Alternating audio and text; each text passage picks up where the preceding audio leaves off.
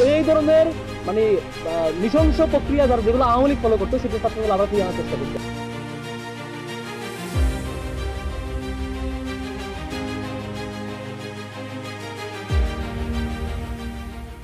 কখনো কি কোনো একটা দেশের ইউনিভার্সিটির ছাত্র ইউনিয়নের নির্বাচনে সেনাবাহিনী মোতায়েনের খবর শুনেছেন?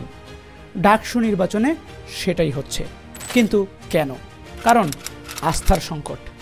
9 সেপ্টেম্বর 2025 ঢাকা বিশ্ববিদ্যালয়ে ডাকসু নির্বাচন, 11 সেপ্টেম্বর জাহাঙ্গীরনগর বিশ্ববিদ্যালয়ে জাকসু এবং 28 সেপ্টেম্বর রাজশাহী বিশ্ববিদ্যালয়ে রাকসু নির্বাচন। 1923 সাল থেকে 37 বার হয়েছে ডাকসু নির্বাচন, কিন্তু গত 25 বছরে মাত্র একবার। 2019 সালে নুরুল হক নূর ভাইস প্রেসিডেন্ট হয়েছিলেন, গোলাম রব্বানী জেনারেল সেক্রেটারি। সেই নির্বাচনের কাহিনী একটা থ্রিলার গল্পকেও হার মানায়। কিন্তু সবচেয়ে আকর্ষণীয় এবং আশ্চর্যজনক তথ্য হচ্ছে রাজশাহী বিশ্ববিদ্যালয়ে রাকসুর শেষ নির্বাচন হয়েছিল 1989 সালে, 35 বছর আগে। মানে এই বিশ্ববিদ্যালয়ের একজন অধ্যাপক যদি 1990 সালে চাকরি শুরু করেন, তিনি কখনোই ছাত্র সংসদ নির্বাচন দেখেননি। প্রশ্ন হলো, কেন এই অবস্থা? তাছাড়া এই ছাত্র নির্বাচন যে আরেকটা ছাত্রলীগের জন্ম দিবে না, তার নিশ্চয়তা কি? একটা বিশ্ববিদ্যালয়ের ছাত্র ইউনিয়নের নির্বাচন নিয়ে যদি এতই অনাস্থা, তবে প্রশ্ন থেকেই যায়, ছাত্র রাজনীতি আমাদের জন্য আশীর্বাদ নাকি অভিশাপ? আজকের ভিডিওতে সেসব সম্ভাবনা নিয়েই কথা বলবো, জানবো আসলেই আমাদের দেশে ছাত্র রাজনীতির দরকার কিনা।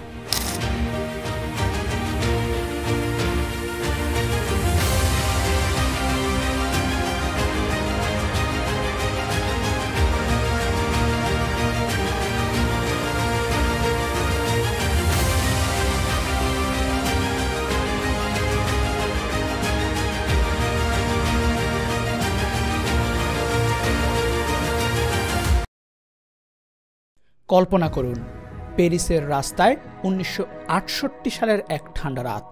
ছাত্রদের মশাল মিছিলে এগিয়ে যাচ্ছে অন্ধকার চিরে। তাদের কণ্ঠে দাবির আগুন, শিক্ষার সংস্কার চাই, সমান অধিকার চাই। সেই আন্দোলন বদলে দিয়েছিল ফ্রান্সের রাজনীতি, নাড়িয়ে দিয়েছিল গোটা ইউরোপ। আবার আমেরিকার সিভিল রাইটস মুভমেন্টে সেলমার সেতুতে দাঁড়িয়ে যে ছাত্ররা প্রথম চিৎকার করেছিল, তাদের সাহসেই জন্ম নিল এক নতুন আমেরিকা। দক্ষিণ আফ্রিকায় অ্যাপারথাইডের বিরুদ্ধে প্রথম বিদ্রোহের স্ফুলিঙ্গ ছড়িয়েছিল বিশ্ববিদ্যালয় প্রাঙ্গণ থেকেই। ইতিহাস তাই বলে, ছাত্র রাজনীতি শুধু দেশীয় ইস্যুর আলোচনার বিষয় নয়, এটি বিশ্বব্যাপী পরিবর্তনের অগ্নিস্ফুলিঙ্গ। নেতৃত্ব শাখার এই পাঠশালায় তৈরি করেছেন Nelson Mandela, Bill Clinton, Justin ট্রুডোদের মতো নেতাদের। তাহলে প্রশ্ন একটাই, আজকের তারুণ্য কি সেই আগুন বাঁচিয়ে রাখতে পারবে, নাকি ক্যাম্পাসের আলো নিভে যাবে ক্ষমতার অন্ধকারে? আমেরিকার হার্ভার্ড বিশ্ববিদ্যালয়, অক্সফোর্ড, ক্যামব্রিজ, টোকিও বিশ্ববিদ্যালয়, এই প্রতিষ্ঠানগুলোতে কি ছাত্র রাজনীতি আছে? হার্ভার্ডে আছে স্টুডেন্ট গভর্নমেন্ট অ্যাসোসিয়েশন, অক্সফোর্ডে আছে অক্সফোর্ড ইউনিভার্সিটি স্টুডেন্ট ইউনিয়ন। কিন্তু এখানে মজার ব্যাপার হলো, এই সংগঠনগুলো কোনো রাজনৈতিক দলের লেজুর নয়। তারা সরাসরি ছাত্র স্বার্থে কাজ করে, শিক্ষাবৃত্তি, আবাসন সমস্যা, খাবারের মান, এইসব নিয়ে। কিন্তু আরও চমকপ্রদ তথ্য আছে, জানেন কি? বিশ্বের অনেক বড় বড় নেতারা ছাত্র রাজনীতি থেকেই এসেছেন। আমেরিকায় ছাত্র রাজনীতি আছে, কিন্তু সেখানে কোনো ছাত্র অন্য ছাত্রকে হত্যা করে না। ব্রিটেনেও আছে, কিন্তু সেখানে হল দখল হয় না। জাপানেও ছাত্র রাজনীতি আছে, কিন্তু সেখানে ক্যাম্পাসে অস্ত্র থাকে না। তাহলে বাংলাদেশে কেন আলাদা? কেন এখানে ছাত্র রাজনীতি মানে হল সন্ত্রাস, খুন, দখলদারিত্ব? আসল রহস্যটা লুকিয়ে আছে আমাদের রাজনৈতিক সংস্কৃতিতে, যেখানে ছাত্র রাজনীতি আর ছাত্রদের জন্য থাকে না, সেটা হয়ে যায় বড় দলের প্রশিক্ষণ কেন্দ্র। ভাবুন তো, একজন 18 থেকে 20 বছরের ছেলে ক্যাম্পাসে এসেই পেয়ে যায় অসীম ক্ষমতা। সে যে কোনো টেন্ডার দিতে পারে, যে কোনো ব্যবসা করতে, এমনকি মানুষকে মারতে পর্যন্ত পারে। এই ক্ষমতার মোহ সামলানো কি একজন 18 বছরের যুবকের পক্ষে সম্ভব? 1992 সাল, জাহাঙ্গীরনগর বিশ্ববিদ্যালয়, ছাত্রদল নেতা খালিদ নিহত, খুনিকে ছাত্রলীগ। 2012 সাল, ঢাকা বিশ্ববিদ্যালয়, বিশ্বজিৎ দাসকে কুপিয়ে হত্যা, খুনিকে ছাত্রলীগ। 2019 সাল, বুয়েট, আবরার ফাহাদ নিহত, খুনিকে সেই ছাত্রলীগ। এই তালিকা কি কখনো শেষ হবে? প্রতিটি খুনের পর বলা হয় আর নয়, এবারই শেষবার, কিন্তু খুন থামে না। একটা প্রশ্ন রয়েই যায়, এই খুনিরা কারা? তারা কি আকাশ থেকে পড়েছে, নাকি তারাও কোনো একদিন সাধারণ ছাত্র ছিল যারা ক্যাম্পাসে এসে ধীরে ধীরে হয়ে উঠেছে দানব? তাছাড়া তাদের অর্থের যোগানটা আসে কোত্থেকে? আসুন দেখি ছাত্র রাজনীতির অর্থনীতির উৎস কী। একটা বড় বিশ্ববিদ্যালয়ের ছাত্র সংসদ কত টাকা নিয়ন্ত্রণ করে জানেন? কয়েক কোটি টাকা। হল বরাদ্দ, ক্যান্টিন, পরিবহন, সাংস্কৃতিক অনুষ্ঠান, সব কিছুতে কমিশন। এসব যারা করতে পারে তারাই নেতা। সেই জন্যেই সবচেয়ে মেধাবী ছাত্রটি হয়তো কখনোই ছাত্রনেতা হতে পারে না, কারণ সে বড় ভাইয়ের পছন্দের তালিকাই নেই। তাহলে ছাত্র রাজনীতি কি আসলে রাজনীতি নাকি ব্যবসা? ছাত্র নেতারা কি আসলেই নেতা নাকি উদীয়মান ব্যবসায়ী? এবং সবচেয়ে ভয়ঙ্কর ব্যাপার হলো, এই টাকার একটা অংশ যায় মূল দলের কাছে। মানে ছাত্র রাজনীতি হলো মূল দলের এটিএম মেশিন। এগুলো শোনার পর একটা ভয়াবহ প্রশ্ন জাগে মনে, আমরা কি আসলে নেতৃত্ব তৈরি করছি নাকি একটা মাফিয়া নেটওয়ার্ক? কিন্তু ছাত্র রাজনীতি কি সবসময়ই খারাপ? দক্ষিণ কোরিয়ায় 1980 সালে সামরিক শাসন চুন্দু ওয়ানের বিরুদ্ধে ছাত্ররা আন্দোলন করেছিল।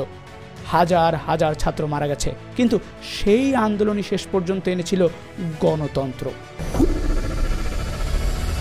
ভেনেজুয়েলায় 2014 সালে নিকোলাস মাদুরোর স্বৈরাচারের বিরুদ্ধে ছাত্ররা লড়েছে। তারা জানতো মৃত্যু অবধারিত, তবুও লড়েছে। তাহলে প্রশ্ন হলো, কখন ছাত্র রাজনীতি হয় গণতন্ত্রের রক্ষক আর কখন হয় স্বৈরাচারের দালাল? বাংলাদেশের ছাত্র রাজনীতির ইতিহাস জটিল। বাংলাদেশের ছাত্র রাজনীতির ইতিহাস এক অর্থে এই দেশের জন্ম কথারই অংশ। 1948 সালে রাষ্ট্রভাষা হিসেবে কেবল উর্দু চাপিয়ে দেওয়ার প্রস্তাব আসতেই ঢাকার রাজপথে প্রথম প্রতিরোধ গড়ে তোলে বিশ্ববিদ্যালয় ও কলেজের ছাত্ররা। সেই প্রতিরোধের পরিণতি 1952 সালের ভাষা আন্দোলন। গুলিতে ঝরে পড়া সালাম, রফিক, বরকত, জব্বারের রক্তে লাল হলো ঢাকা বিশ্ববিদ্যালয়ের রাজপথ। 1969-এর গণ অভ্যুত্থান, শহীদ হলেন আসাদ, মতিউর, আরও ছাত্রদের আত্মত্যাগ। 71-এর মুক্তিযুদ্ধ তো আছেই, কিন্তু এরপর কি হলো?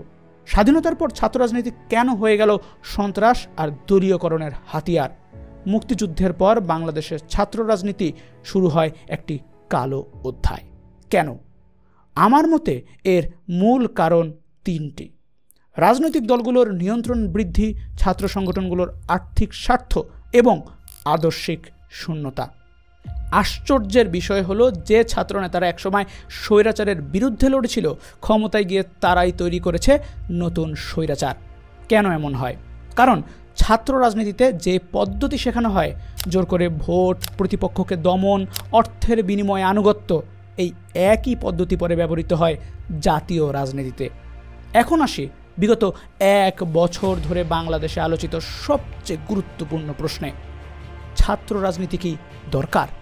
যারা বলেন হ্যাঁ, তাদের যুক্তি হলো এটা ছাত্রদের অধিকার রক্ষা করে, ভবিষ্যৎ নেতৃত্ব তৈরি করে, গণতান্ত্রিক চর্চা শেখায়, সামাজিক পরিবর্তনের হাতিয়ার এটি। যারা বলেন না, তাদের যুক্তি হলো ছাত্র রাজনীতি সন্ত্রাস ও খুনের কারণ, লেখাপড়ার পরিবেশ নষ্ট করে, দুর্নীতি শুরুর জায়গা এবং রাজনৈতিক দলের ক্রীড়নক। কিন্তু সবচেয়ে ভয়ঙ্কর সত্যটা হলো, বর্তমানে বাংলাদেশে যেটাকে ছাত্র রাজনীতি বলে আখ্যা দেওয়া হয়, সেটা আদতে ছাত্রদের রাজনীতি নয়, সেটা হয়ে গেছে ছাত্র বেশে রাজনীতি। বাংলাদেশে প্রায় অনেক বিশ্ববিদ্যালয়ের ছাত্র রাজনীতি নেই।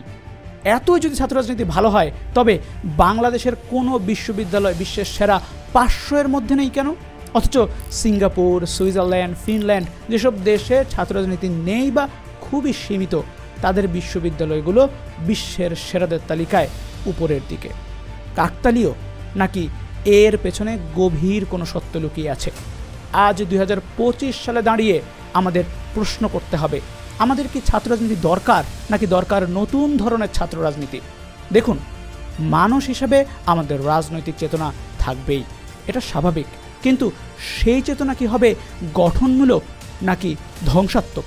পৃথিবীর সব সফল গণতন্ত্রে ছাত্র রাজনীতি করে, কিন্তু তারা করে বিতর্কের মাধ্যমে, আইডিয়া দিয়ে নিজেদের মধ্যে সংঘর্ষ করে, বস্ত্র দিয়ে নয়, ভোটের মাধ্যমে করে।